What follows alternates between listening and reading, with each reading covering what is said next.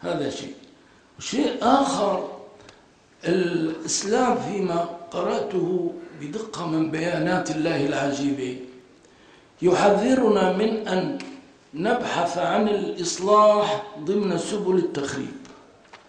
قد يقول قائل: أنا من أجل أن أصل إلى قمة الإصلاح لابد أن أسير في منعرجات، وإن كانت هذه المنعرجات فيها شيء من التخريب. لا، هذا غير جائز. لا يمكن أن يتحقق الإصلاح من خلال تخريب بشكل من الأشكال.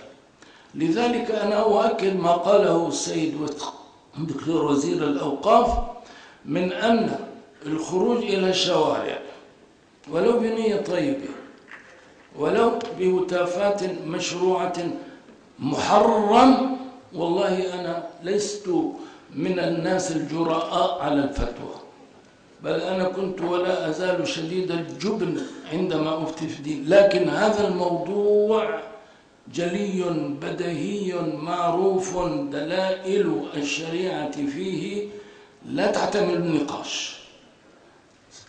هذا ذريعة لفساد، وسد الذريعة الموصلة إلى فساد واجب، ولو كان الأمر الذي نمارسه في الأصل جائز.